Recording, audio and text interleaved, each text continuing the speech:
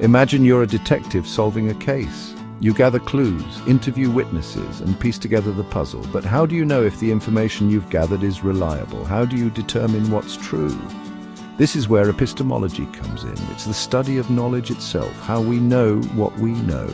In education, epistemology plays a crucial role. It shapes how we approach research, design curriculum, and understand the learning process. By examining different epistemological perspectives, we gain valuable insights into the complexities of education and the diverse ways knowledge is constructed and shared.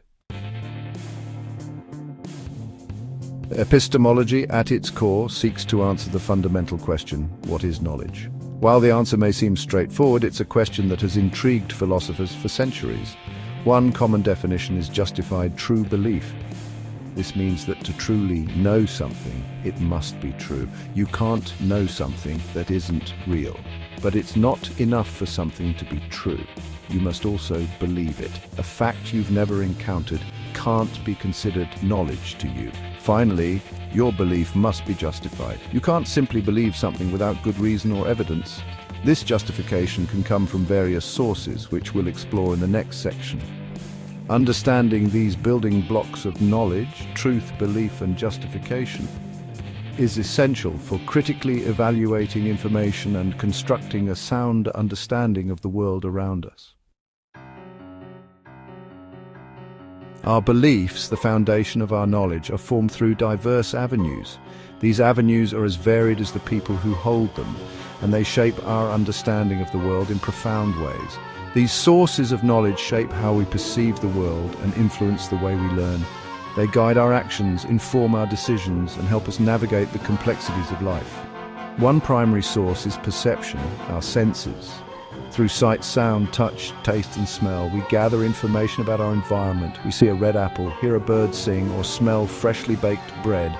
These sensory experiences are immediate and vivid, providing us with a direct connection to the world around us. Our senses provide immediate, though not always accurate, information about our surroundings. They can be deceived, but they are our first line of interaction with reality. Reason, another vital source, involves logical thinking and deduction. It allows us to make sense of the information we perceive and to draw conclusions based on evidence and logic. We use reason to solve math problems, analyze arguments, and make decisions based on evidence. It helps us to understand complex concepts and to think critically about the information we receive. Introspection allows us to tap into our own thoughts, feelings, and experiences. By reflecting inwardly, we gain insights into our own minds and emotions. It's a subjective source of knowledge, but it's crucial for self-awareness and understanding our own motivations.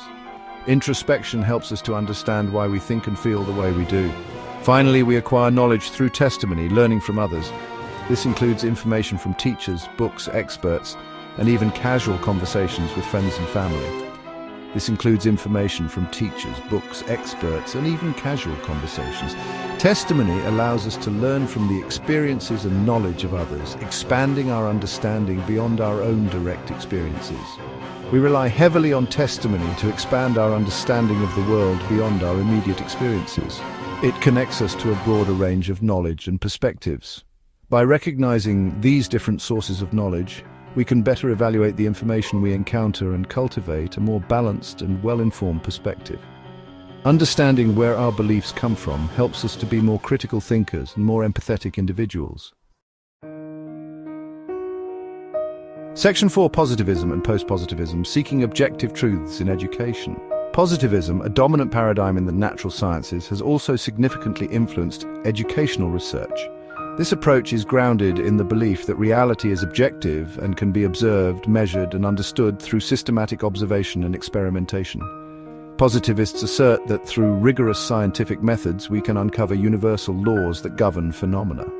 They emphasize the importance of quantitative data, controlled experiments, and statistical analysis to predict future outcomes and establish generalizable truths. In the realm of education, a positivist approach might involve conducting studies to evaluate the impact of new teaching methods on student performance. Researchers would meticulously control variables, collect numerical data, and employ statistical techniques to determine the effectiveness of these methods. For instance, they might analyze test scores before and after implementing a new curriculum to see if there is a significant improvement in student learning outcomes. This method aims to provide clear, objective evidence that can inform educational practices and policies. However, the positivist approach is not without its critics. Some argue that it oversimplifies the complexities of human behavior and the educational process. This is where post-positivism comes into play. Post-positivism acknowledges the limitations of achieving complete objectivity while still valuing empirical evidence. Post-positivists recognize that researcher bias and the intricate nature of human behavior can influence findings. They emphasize the importance of replication, triangulation of data, and acknowledging the limitations of their studies to enhance the credibility and reliability of their research. This approach seeks to provide a more nuanced and comprehensive understanding of educational phenomena. For example, a post-positivist researcher studying the same teaching method might use a mixed methods approach. This could involve combining quantitative data, such as test scores, with qualitative data from student and teacher interviews to gain deeper insights into the method's impact.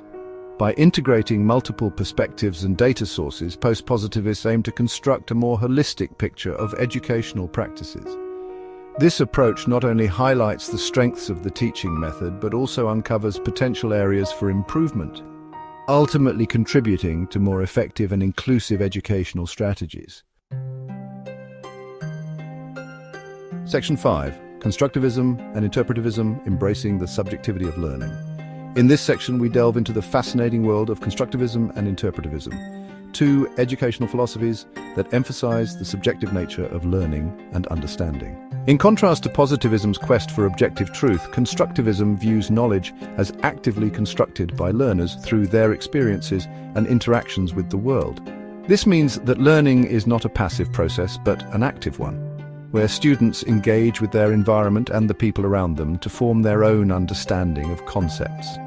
Learners don't simply absorb information, they interpret it, connect it to prior knowledge, and build their own understanding. This process is deeply personal and unique to each individual, as it is influenced by their previous experiences, cultural background, and personal interests. A constructivist teacher might create a learning environment rich in hands-on activities, group projects, and opportunities for students to explore their own questions and ideas. Such an environment encourages students to take ownership of their learning, fostering critical thinking and problem-solving skills. Interpretivism delves into the subjective meanings individuals ascribe to their experiences. It recognizes that each person's perspective is shaped by their unique context and experiences, making it essential to understand these personal narratives to gain a deeper insight into their learning processes.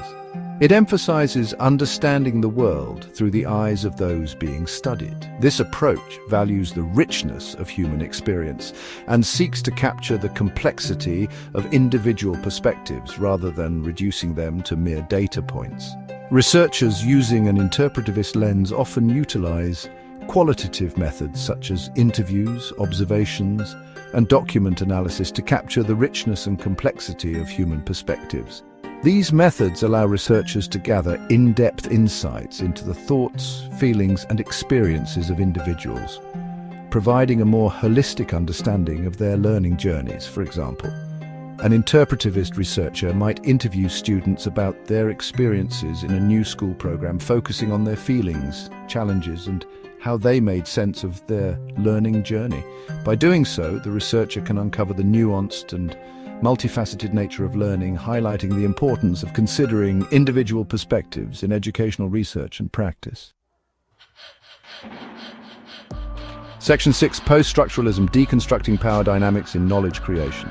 Post-structuralism challenges the idea of objective, neutral knowledge. It argues that language, power structures, and social discourses shape our understanding of the world. Post-structuralists deconstruct taken-for-granted assumptions and highlight how dominant narratives privilege certain voices and perspectives while marginalizing others. In education, a post-structuralist lens might be used to analyze curriculum content, examining whose stories are told and whose are left out. It could also involve studying power dynamics in the classroom, exploring how teacher-student interactions and institutional policies perpetuate or challenge existing hierarchies. By unveiling these hidden power structures, post-structuralism encourages critical reflection on how knowledge is produced, disseminated, and used to maintain or challenge social inequalities.